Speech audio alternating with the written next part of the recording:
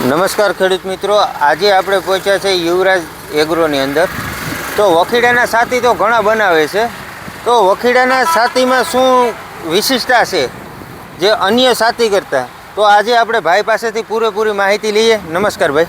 નમસ્કાર. તો આવો રામભાઈ અને ખેડૂત મિત્રો, આપનું હાર્દિક સ્વાગત છે અમારી યુવરાજ એગ્રો ઇન્ડસ્ટ્રીઝ ઉપર. અમે તમામ પ્રકારના ખેત ઓજારો બનાવીએ છીએ, મિની તથા મોટા ટ્રેક્ટરના, અને પાછો આપણે ચોમાહાના આંતરખેડના મીંગડા બેલા બલૂનના હાથી જે આપણે સ્પેશિયલ છે એ. તો રામભાઈ જે માહિતી આપણે પૂછે એનો તમામ વિસ્તૃત પ્રકારે આપણે વિવરણ કરશું. તો બોલો બોલો રામભાઈ.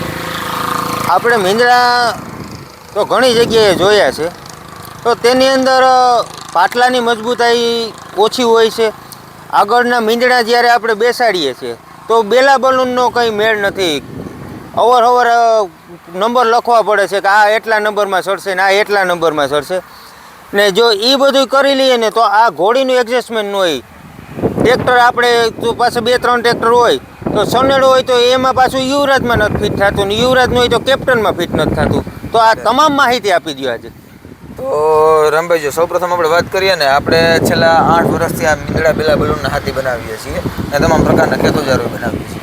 હવે આપણે મીંદડા બેલા બલૂનનો જે હાથી છે એને ઉત્પન્ન કરવાવાળી કંપની હોય તો માત્ર ને માત્ર એક યુવરાજ એગ્રો ઇન્ડસ્ટ્રીઝ છે. હવે એમાં આપણે પહેલેથી નાના મોટા ફેરફારો કરીને અંતે છેવડે આ નિર્ણય પહોંચ્યા છીએ કે હજી પાટલો ફૂલ એન્ડ ફાઇનલ આપણે કરેલું છે. હવે આ પાટલાની તમને આખી વિશેષતાઓની વાત કરું તો આપણે એવી ગેરંટીથી ખેડૂત મિત્રોને પાટલો આપીએ છીએ કે તમારે કોઈ પણ ડેડો ગમે ચડાવી લેવાનો, તથા કોઈ પણ રાપ હોય બેલા તથા બલૂનની કોઈ પણ રાપ, એ તમારે ગમે ત્યાં ગમે ચડાવી લેવાની. બધી જ વસ્તુ દોરી આવશે, એની 100% જવાબદારી કંપની દ્વારા આપવામાં આવે છે. પ્લસમાં હવે તમને ફ્રેમની પાટલાની વાત કરું કે પાટલો છે તો એમાં ઉતરાઈની શું વાત આવશે કે એમાં તમારે શું આપણે બીજી કરતાં વિશેષતા આવશે.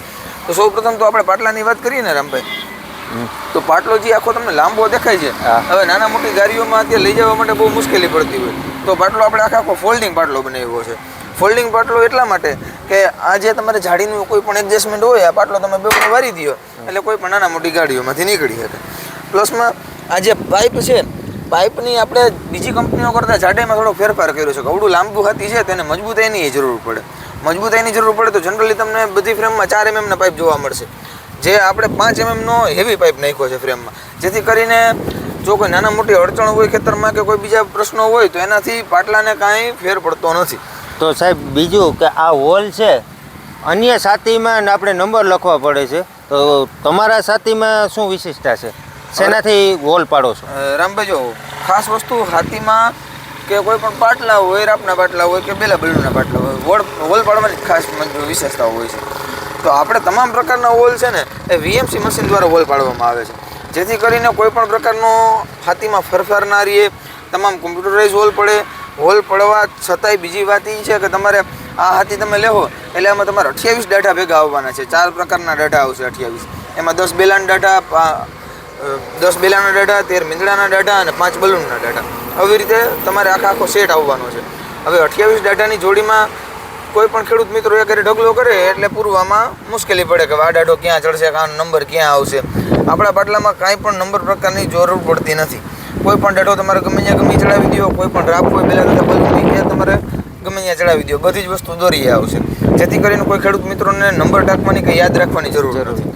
પ્લસમાં આપણે મેઇન વસ્તુ આમાં એ કરી છે કે તમારે જ્યારે ચોમાસામાં વધુ પડતું આ આંતરખેડમાં હાથી વપરાતું હોય એટલે ચોમાસામાં ટ્રેક્ટરનો ટોર લાગતો હોય. હવે ટોર ના લાગે અને હાથી વ્યવસ્થિત હાલે એના માટે આપણે આજે મીંદડાની છોરીયું છે, બલૂનની રાપ છે, બેલાની રાપ છે, ત્રણેય વસ્તુ આપણે એડજસ્ટેબલ આપી છે. એડજસ્ટેબલ બોલે તો કે આજે મીંદડાની છોરીયું છે, તમારે ટ્રેક્ટરવાળો જે ટાયરવાળો ભાગ છે એ 2 પાટલા, એ એટલે 2 પાટલામાં તમારે મીંદડાની છોરીયું વધારે નીચે ઉતારવી છે તો એ તમે વધારે નીચે ઉતારી શકશો. પ્લસમાં બલૂનની રાપ, બલૂનના રાપમાં પણ આપણે હોલના એડજસ્ટમેન્ટ એવી રીતે આપ્યા છે કે જો એ તમારે નીચે થોડીક વધારે ઉતારવી હોય તો એ ઉતારી શકશો, અને બેલાની રાપમાં એવી જ રીતે છે. ને હવે તમને બીજી વાત એ કરું કે આપણે જે મિજાગરા આપ્યા છે જ્યાંથી પાટલાનું ડગરું થાય એ, તો એ આપણે ફૂલ હેવી મિજાગરો આપ્યો છે. આખો મિજાગરો આપણે CNC સાપટીનમાંથી બનાવેલો છે, જેથી કરીને કોઈ ખેડૂત મિત્રોને કાંઈક એવું થાય કે અડચણરૂપ આવે કે પાટલો ક્યાંય ભટકાય તો એની ઉતરાઈમાં કોઈ કાંઈ પ્રકારનો ફેર પડતો નથી. એના માટે આપણે આખો હેવી મિજાગરો આપી દીધો છે. પ્લસમાં હેવી મિજાગરો તો છે જ, એની નીચેની તમને વાત કરું તો અહીંયા જે આ આપણે ડગરું બેહાડીએ ત્યારે સિમ્પલી તમને જોવા મળે તો દસાની બોલ્ટથી ડગરું બેસતું હોય, હા. પણ આપણે એમાં પણ ડટીવાળું આપ્યું છે કે જે ડટી છે એ તમારે ડોવેલ પિન જેવું કામ કરે કે ડગરું તમારું બેસે એટલે લાઈન દોરીને લેવલમાં જ બેસે, ક્યારેક લાઈન દોરી મિસ ના કરે. કોઈ ખેડૂત મિત્રોને લાઈન દોરી પાટલાની જોવી ના પડે, એ ડાયરેક્ટ મૂકી અને બોલ્ટ લગાડી દઈએ એટલે એ પાટલો ફિનિશિંગમાં જ આવે.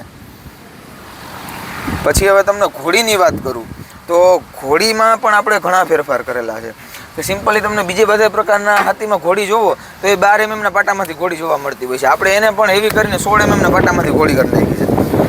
ઘોડી તો કરી છે, પણ હવે બીજી મેન મહત્વની વાત એ છે કે તમને જનરલી બીજા બધા હાથીઓમાં અહીંયા પિન જોવા મળશે. હા. એક આ બાજુ પિન નીકળેલી હોય, એક આ બાજુ પિન નીકળેલી હોય.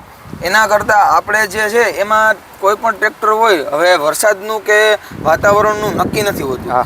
કે તમારે ટ્રેક્ટરના ટાયર હોય સ્લીપ મારી જાય એવા પ્રશ્નો આવે તો આપણે બાવડામાં 3 હોલના એડજસ્ટમેન્ટ આપ્યા છે, એવી જ રીતે ટોપલિંગમાં પણ 3 હોલના એડજસ્ટમેન્ટ આપ્યા છે, જેથી કરીને કોઈ ટ્રેક્ટર હોય કે નાના એચપીનું છે, 12 એચપીનો સનેડો છે કે 12 એચપીનું ડીકે છે, 10 હોર્સ પાવરના સનેડા આવતા હોય, 18 હોર્સ પાવરના યુવરાજ સ્વરાજ હોય છે, 25 હોર્સ પાવરના કોઈ પણ ટ્રેક્ટર હોય છે જે હેવી મોડલ હોય, તો એના માટે ટાયર સ્લીપ ના મારે અને હાથી વ્યવસ્થિત હાલે તો ખેડૂત મિત્રો એની રિક્વાયરમેન્ટ પ્રમાણે એડજસ્ટેબલ કરી શકે છે. એને બાવડાની પિન તથા ટોપલિંગ. હા, હવે મેન વસ્તુ એ છે કે બીજી કંપનીઓમાં જોવા નથી મળતું તો સુકામેની તમને એક વાત કરું તો આપણે અહીંયા ઘણા પ્રકારના ખેડૂત મિત્રોને સાથી જોવા મળશે. હવે જે આ હોલ આપણે આપીએ છીએ ને એ ગવર્મેન્ટના ISO પ્રમાણે 23 mm રાઇટ હોલ પાડતા હોય. 23 mm જે રાઇટ હોલ પાડેલો હોય અને એમાં 100% 23 mm ની શાફ્ટિંગ હું તમને નાખીને બતાવું તો જે આ છે. હવે સિમ્પલી તમે જોવો તો કોઈ પણ ટ્રેક્ટર તમે જોડો ત્યારે તમારે બાવડા જોડવામાં મુશ્કેલી પડતી હોય કે એક પિન તમારે આવી જાય તો બીજી પિન ના આવે. હવે બે કાનમાં તો આસાનીથી પિન બધા આપી જ દે કે આવી જાય, પણ હવે આપણે કંપની એવી ગેરંટી આપી છે કે આ જે તમારે પિન છે આ રાઇટ 23 mm ની શાફ્ટિંગ આ તમારે 4 હોલમાં નાખી લેવાની, તમારે 1 mm નો ફરક ના રહે પાટલામાં, જેથી કરીને તમામ પ્રકારની ઉતરાઈ ચોક્કસ રીતે જળવાઈ રહે. પાટલો અવડો લાંબો છે તો વ્યવસ્થિત રીતે બધા પાટલા 5 પાટલામાં એક જ સરખો પાટલો હાલે. આવી બધી નાના મોટી ફેરફાર કરી નાના મોટી વિશેષતાઓ લઈ અને આપણે આંતરખેડનો પાટલો બનાવ્યો છે. જો